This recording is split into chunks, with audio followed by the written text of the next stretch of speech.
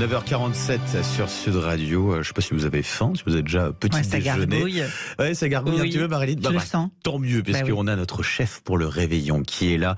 On va parler chocolat, en l'occurrence, avec Pierre Chauvet, artisan chocolatier en Ardèche. Bonjour Pierre Chauvet. Bonjour. Bonjour Pierre. Alors en cette fin d'année, c'est pas encore terminé, mais qu'est-ce qui a été le grand gagnant dans vos créations de fêtes cette année ?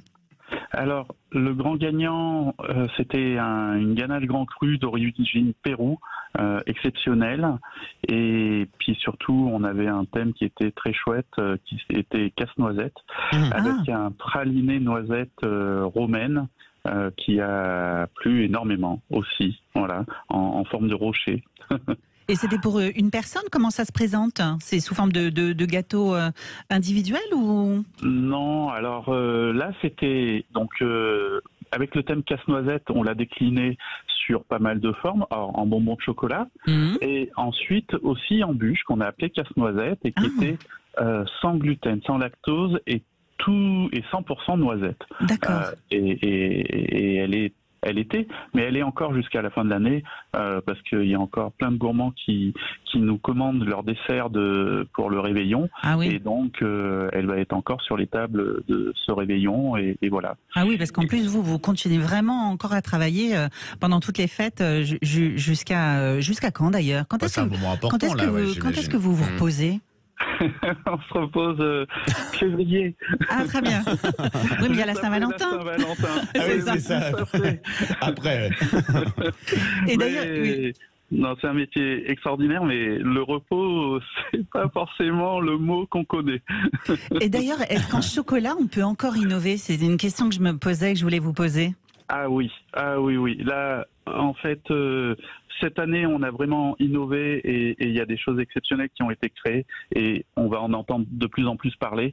C'est une couverture de chocolat, donc une tablette de chocolat, 100% cabosse, c'est-à-dire qu'elle est faite avec bien sûr la fève, l'intérieur de les petites graines qu'il y a à l'intérieur de la cabosse, mais au lieu de sucrer ces fèves avec du saccharose, du sucre, quel qu'il soit, là ça a été sucré avec le mucilage, ce qui fait qu'on utilise 60% quasiment de la cabosse. Il n'y a que l'écorce qui n'est pas utilisée. Ah oui. Et ça, c'est extraordinaire. Et on l'a transformé en tablette et on l'a aussi transformé en sorbet.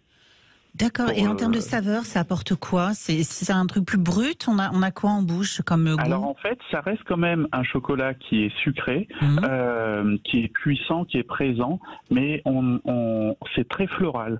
Et ça n'a rien à voir avec une couverture de chocolat, enfin une tablette de chocolat que l'on a l'habitude de manger. Et voilà. Et c'est tellement présent qu'un grand cru, une origine de chocolat à côté peut passer pour un chocolat au lait, même s'il est à 70%.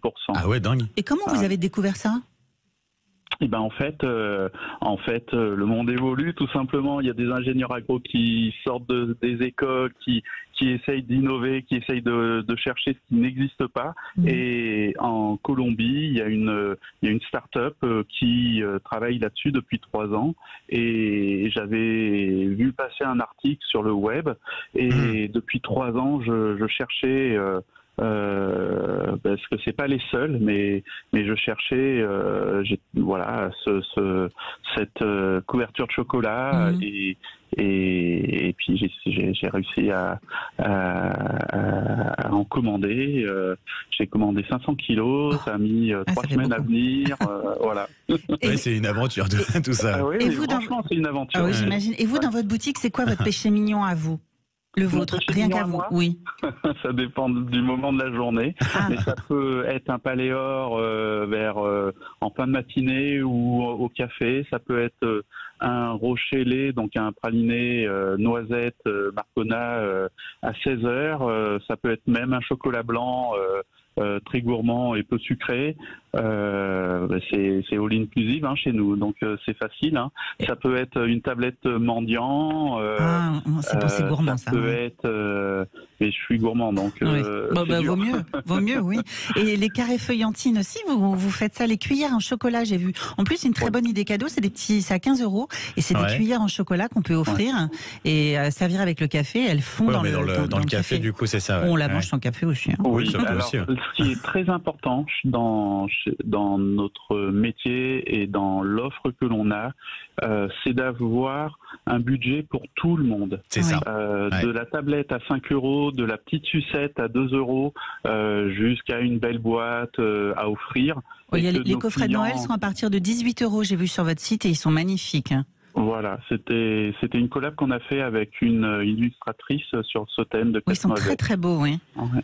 Et puis là, vous me demandiez si je me proposais un petit peu, mais non, parce qu'en fait, on est sur les galettes des rois et la campagne des galettes des rois démarre le 3 janvier. Et on a déjà des mails de clients qui nous demandent quand est-ce qu'on peut les trouver sur le site, donc on bosse là-dessus. Oui, je rappelle en plus, vous avez une e-boutique sur le site pierrechauvet.com et effectivement, on peut découvrir plein de trucs sur votre site directement. Oui. Combien de temps il se passe entre le moment où vous innovez, vous décidez, tiens, on va se lancer sur tel chocolat ou sur telle formule pour la galette, et puis le moment où ça arrive? C'est comme le monde de la haute couture, c'est-à-dire que le thème, on l'a sorti en février, on a commencé Casse-Noisette, on a commencé à y travailler dessus. À fin juillet, on avait calé les 4 bûches, la galette des rois. Et en septembre, on a pris quelques jours de vacances après la saison des glaces. Et on a attaqué Noël, voilà, tout doucement, la montée en puissance. Et vous avez toujours le fondant lithique aussi qui est à tomber par terre. Je sens que je vais vous faire un panier gourmand, j'ai pas eu le temps, mais bien sûr, je vous laisse mon adresse. Je crois que Marie, je connais toute sa carte. Le fondant lithique, c'est à tomber par terre quand même. Hein. Pierre Chauvet, un grand merci d'avoir été avec nous. Merci, c'est toujours un bonheur. Sur Sud Radio pour cette interview gourmande. Vous aussi, bon courage, travaillez bien aussi. Vous aussi. Merci Pierre Chauvet, artisan chocolatier, donc du côté de l'Ardèche. 9h55.